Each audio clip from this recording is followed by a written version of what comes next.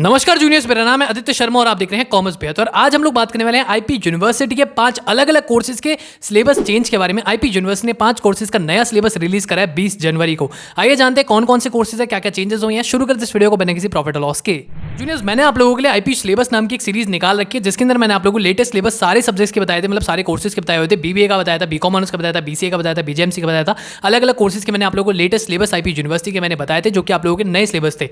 और IP university ने BBA और बीकॉम के सिलेबस 2024 के अंदर मिड में रिलीज कर दिया था।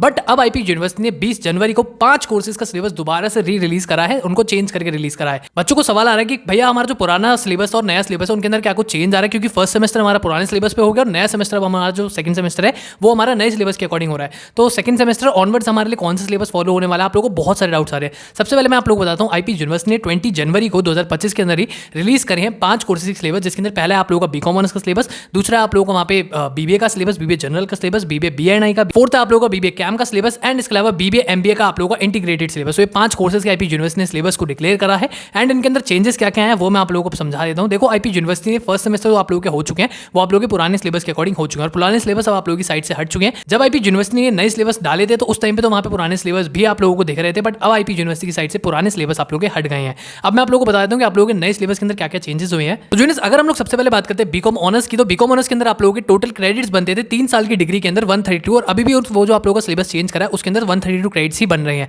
लेकिन अगर हम लोग बात करते हैं 4 साल की डिग्री की, अगर आप लोग बीकॉम ऑनर्स 4 साल की करते हैं तो पहले आप लोगों का जो सिलेबस था उसके अंदर 177 क्रेडिट्स बन रहे थे, बट अब आप लोगों के क्रेडिट्स बन रहे हैं 176। तो यहाँ पे उन्होंने एक चेंज कर दिया है। इसके अलावा बीकॉम ऑनर्स के सेकंड सेमेस्टर के अंदर अब आप लोगों का सेकंड सेमेस्टर स्टार्ट हो रहा है, तो सेकंड सेमेस्टर के अंदर पुराने सिलेबस के अकॉर्डिंग 9 सब्जेक्ट्स थे, बट अब उन सब्जेक्ट्स को कम करके कर दिया गया 7 सब्जेक्ट्स। तो यहाँ पे सिलेबस आप लोगों का पूरा चेंज करा गया, मतलब आप लोगों के सब्जेक्ट्स को यहाँ पे ऊपर नीचे करा गया, चेंजेस करे गए हैं काफी ज्यादा। बीबीए की अगर मैं बात करूँ, बीबीए जनरल के अंदर पहले आप लोगों के 3 साल की डिग्री के 145 टोटल क्रेडिट्स बन रहे थे, बट अब उनको चेंज करके कम कर दिया गया, 135 टोटल क्रेडिट्स कर दिए अगर आप लोगों को 3 साल की डिग्री चाहिए।